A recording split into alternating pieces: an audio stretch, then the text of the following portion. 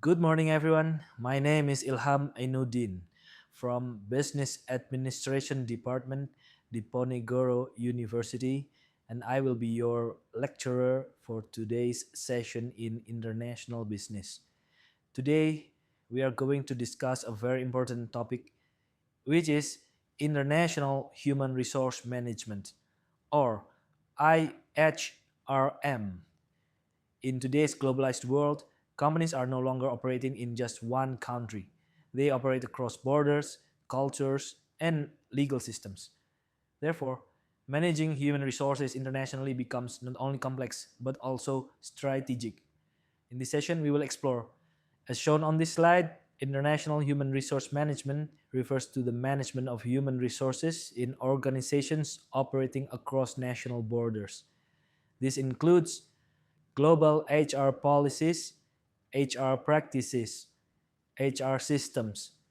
Unlike domestic HRM, IHRM deals with greater complexity due to cultural, legal, and economic differences among countries. The main focuses of IHRM are 1. Managing a multinational workforce. 2. Harmonizing global and local HR policies. 3. Supporting global business strategies. This means HR is not just administrative, it is strategic. For example, a company like Unilever must manage employees in Indonesia. Managing a cross border workforce comes with several challenges. These include cultural differences, labor regulations, language barriers, compensation equity, employee adaptation. These challenges require HR managers to adopt flexible and culturally sensitive approaches. At the same time, IHRM plays key roles: strategic partner in global expansion, builder of global leadership, manager of diversity, guardian of global local balance. Expatriates are employees sent from the home country to work in a host country. For example, a Japanese manager assigned to Indonesia or an Indonesian HR manager assigned to Vietnam. Expatriate help transfer headquarters systems, standards, and corporate culture. The advantages of expatriates include strong understanding of HQ systems, transfer knowledge and standards suitable for strategic roles. However, expatriates are costly and face risks such as high cost, culture shock risk, family issues, resistance from local employees. Third country nationals are employees who come from neither the home country nor the host country. TCNs are often used in multinational teams. For example, an Indian engineer working for a Japanese company in the UAE. TCNs often possess unique expertise and multicultural experience. To overcome global challenges, companies provide cross-cultural training. This training is essential for expatriates and global teams. This prepares employees for different cultures, different communication styles, global teamwork.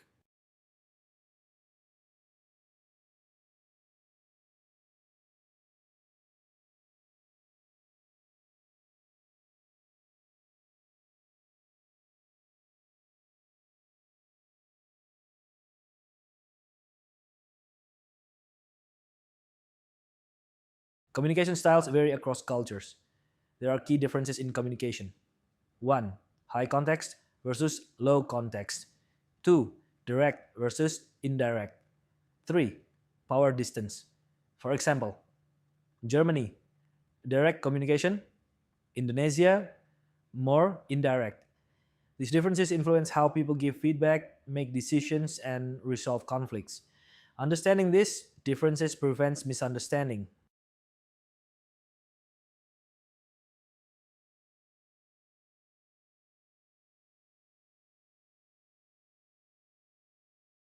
The objectives of cross cultural training are to increase cultural sensitivity, reduce conflict, improve effectiveness.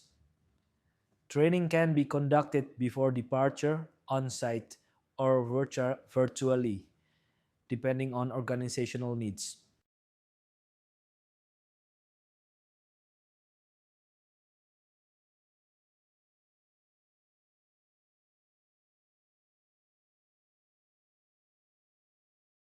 Cognitive CQ refers to knowledge about other cultures, including values, norms, legal systems, and business practices. For example, understanding collective decision making and respect for seniority in Japan helps managers operate effectively.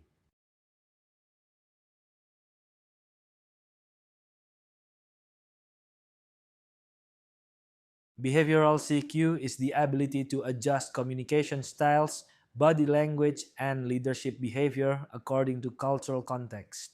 This flexibility helps prevent misunderstandings and build trust in multicultural teams. This approach ensures expatriates maintain purchasing power.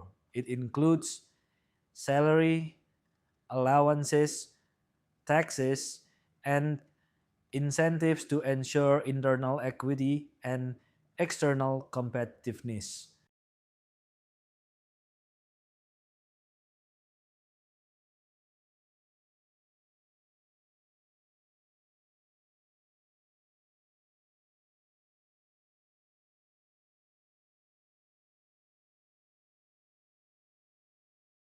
Google demonstrates effective IHRM practices through data driven HR, diversity and inclusion, flexible work systems.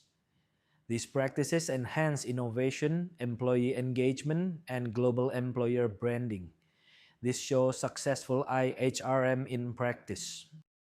Thank you for your attention. I hope this session has given you a clearer understanding of how human resource management supports global business success.